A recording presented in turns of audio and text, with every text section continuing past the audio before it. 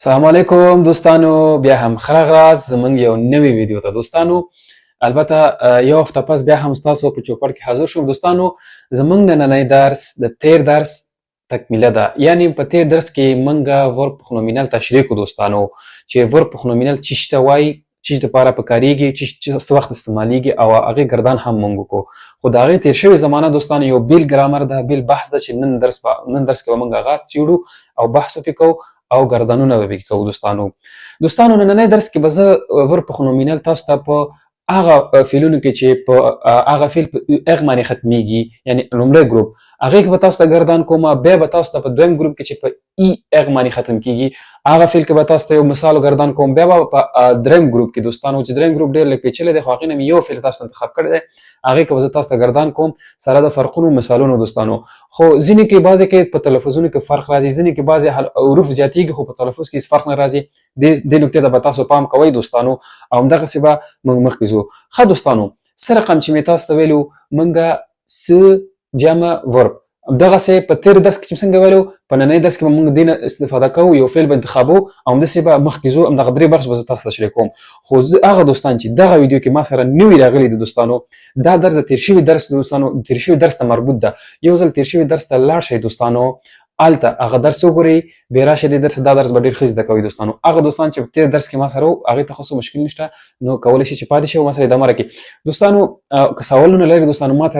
انسټاګرام راشئ، انسټاګرام کې ما ته مسیج وکړئ، زه به تاسو ته که په فرانسې ژبې پر اړوند درسونه وي او که د فرانسې د ژوندانه په موردو کې کوم سوال یې زه تاسو ته کولی شم ځواب درکړم دوستانو. او چینل سبسکرایب کړئ دوستانو. درس ته ځو دوستانو، درس مهم ده. مننه. ښه دوستانو، زموږ لومړی بخش د نننی درس دوستانو ورب پخنومینل چې او اغ، یعنی هغه فعل چې په او اغ باندې ختم شوي وي او پاسې کمپوزه، یعنی په تېره زمانه کې دوستانو. موږ په تېر شوي درس ته به تاسو ضرور ځئ دوستانو. هلته ما په حال زمانه کې څه رقم تشریح کېږي، هلته ما تاسو ته دا درس تشریح کړی دی دوستانو. زه مستقیم ځم درس ته دوستانو. ګورئ، دغه فعل چې کوم فعل چې زه غواړم په تېر شوي زمانه کې تاسو دپاره ګردان کوم، هغه سو پرېپاغې ده، یعنی تیارول، که نه تیارېدل، که نه یو شی چې زه تیارېږم، زه غواړم چې ځان تیار کړم مکتب ته لاړ شم، دغسې که نه دغه فعل ده دوستانو. ګورئ، دې دپاره هماغه پخنوم هماغه راځي. صحیح شو؟ دا ما په تېر شوي درسو کې تشریح کړي دي، په تېر درس کې مې بیا هم تشریح کړي، تاسو کولی شئ وګورئ په تېر هفته کې چې مې کوم درس تاسو ته اچولی و.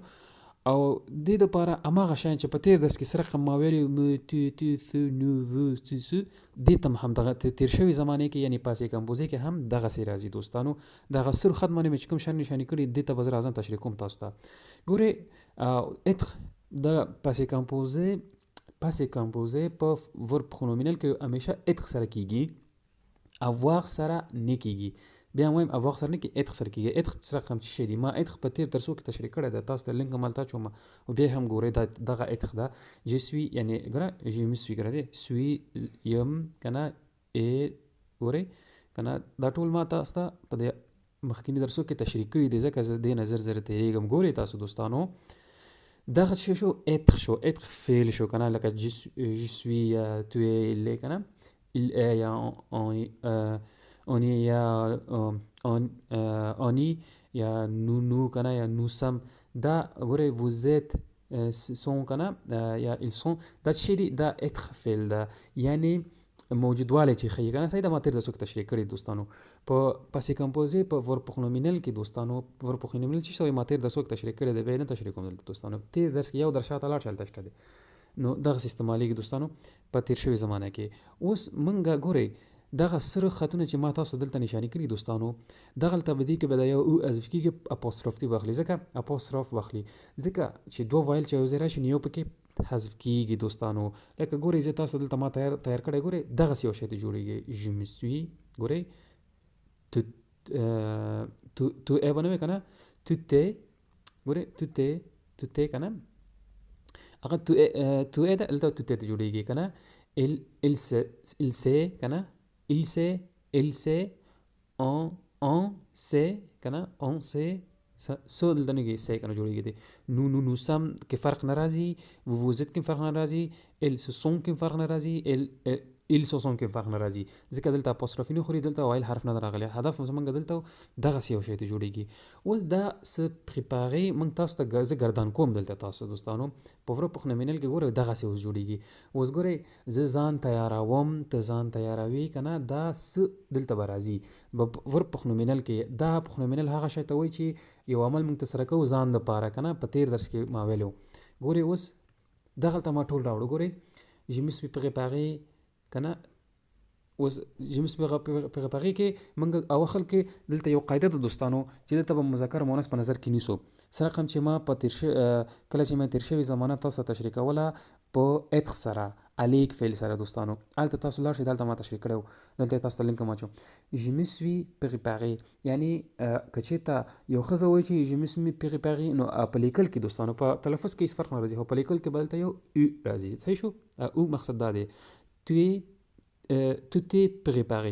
t'es préparé ته ځان تیار کړی وو je me suis préparé ما ځان تیار کړی وو tu t'es préparé کړی وو تیر شوی زمانه دی کنه پاسې کمپوزي دا tu t'es préparé ته ځان تیار کړی دی یا تیار کړی وو il s'est préparé یا elle s'est préparé دا ماغه سره راځي on s'est préparé دوستانو د دې لپاره هغه تو کې دوستانو کې چې ته غزوی نو کولای شي چې الته اوراولي او په اونسي کې دوستانو دا مفرد کلمه د خو جمع معنا ورکي د ته بم کې چې ته غزوی ای بم راولي اس بم راولي او ځان له سړی صرف اس براولي on s'est préparé موږ ځان تیار کړی وو یا موږ ځان تیار کړی دی کنه تیر شوی زمانه ده نو سم préparé اماغه سم قاعده دلته تطبیقي او کې چې ته غزوی اور ترځي اسم ته جمع سړی ورځي ورته صحیح شو ولی مونږ ځان تیار کړی دی یا تیار کړی وو vous vous êtes préparé تاسو ځان تیار کړی ما قاعده دوستانو تاسو ځان تیار کړی دی ils se sont préparés بخنی سره ils se sont préparés یا ils se sont préparés دا جمع ده یعنی مؤنث او مذکر جمع شي راځي د کوم څه فرق نه راځي دوستانو خو دا هغه فعل ده چې کنه هغه فعل ده چې موږ اغ معنی ختم شوی وي د دې تیر شوی زمانه د سي راځي اوس هغه فعل هغه دویم بخش ته راځو دوستانو یعنی ورب پرونومینل ای ار یعنی هغه فعل په پرونومینل کې سره رقم پاسې کمپوزه په تیر شوی زمانه باندې جوړ گردان کیږي چې په ای ار باندې ختم شوی دوستانو دلته زه تاسو ته مثال وړم سالیر دوستانو دا دویم ګروپ یا فعل چې په ای ار باندې ختم کیږي دا یعنی مرداریدل کثیف چې ورته وایو کنه کثیفیدل یا ناپاکیدل کنه ناپاکیدل معنا ورکي دوستانو دا څه معنا ورکي ګوري اما غشان راځي دلته اما قصي راځي هیڅ شي فرق پکې نه موندلې je me suis ګوري ما دلته د مخکې تاسو تشریح اوس ډېر دقیق بحث نکوم ګوري je me suis salé زه چې شوم ناپاک شوم یعنی چتل شوم مردار شوم کنه je me suis salé که چې ته خزاونه او به ورته راځي tu t'es salé ته مردار شوی وي دا تیر شوی زمانه ده شوم نه وای چې زه کېږم شوم یعنی تیر شوی یم کنه همدغه سي ال سي سالي صحیح شو یا ال سي سالي یا ال سي سالي خزو سړی کنه ان سي سالي همدغه ته جمع وګوره چې ته مونسو او مرترازي کې جمع او اس په مرترازي صحیح شو نو سم سالي په دویم ګروپ کې دغه سي راځي صحیح شو یعنی مونږ ځان نه ولې کړی دی کنه مونږ ځان نه ولې کړی دی یا ابل تو ګوره vous vous êtes salé تاسو ځان کثیف کړی دی یا ناپاکه کړی هم نه ولې کړی دی کنه دا ناپاکي معنا ورکوي یا ils sont salés هغه سړي ځان شي کړی ناپاکه کړی دی یا نه ولې کړی دی او همدغه سه د هغه وګورئ ils sont salés یا خزي ځان ناپاکه کړی دی یا ځان شي کړی کثیف کړی دوستانو دا دویم ګروپ چې په اغ معنی ختم شوی وي دغه سي راځي هغه افعال چې بې قاعده دي دوستانو چې په اول حالت کې یو رقم دی په دویم حالت کې بيخي تغییر مومي دوستانو اوس لازم هغه دریم بخش کې تاسو دا وایم ورب پرونومینل troisième groupe یعنی هغه ګروپ چې یعنی بې قاعده دي انګلیسي کې چې irregular ورب چورته وایي دا په پاسه کمپوزي ورب پرونومینل کې سره رقم راځي دوستانو دلته به سسواخ کېناستل یو چې دغه نو چې اسیتوا کېنا دغه فعل وزه تاسو ته دلته ګرځانو دوستانو اما قصي راځي دوستانو دلته په لفظ کې تغیرات راځي دوستانو او په وایلو کې تغیرات راځي په ډېر دوه ګروپونو کې ډېر تغیرات کوم ځکه چې اس راتل کوم ځکه چې ای راتل نو صرف په لیکل کې براتل په تلفظ کې به فرق نه کوي خو دلته په تلفظ کې فرق راځي دوستانو اوس د دې ګردان زه تاسو ته کوم دا په دا دریم ګروپ دوستانو په فرانسوي ژبه کې ډېر یو پیچیدلی ګروپ ده دوستانو. نو فر یو مثال تاسو ته زه وایم ما تیر ګروپ درسونه په تیر شو درسو کې تشریح کړي دوستانو، تاسو هلته مراجعه کولی شئ، خو بیا هم راتلونکي کې تشریح کوم. ګورئ دوستانو je me suis، ګورئ je me suis دلته وګورئ ا په زاید باندې بدل شو کنه، دا اس په زاید باندې بدل شو ځکه دې نه مخکې ای راغلی ده، هغې نه وروسته ا راغلی دی. دا قاعده ما تاسو ته ویلې ده. ګورئ که چېرته سړی وي je me suis assez، je me suis assez کنه، او که چېرته ښځه وي او اخر کې راشي نو je me suis assez، assez اخر کې به دا تلفظ کوئ. صحیح شو. همدغسې tout assez، tout assez کنه، او که چېرته به ښځه وي اخر کې او رالو به tout est، tout est تا نه دی ښه tout est، tout est assez، tout est assez، tout est assez ته هلته کېناستلی وي، دلته tout est assez، tout est assez که نه دې تیز وي دلته کېناستلی وي. او همدغسې دې بل ته وګورئ دلته کې فرق نه راځي il se taise، دلته ت اواز وباسي ځکه ت نه وروسته یو وایل حرف راغلی دی، همیشه دا یاد که وساتئ il se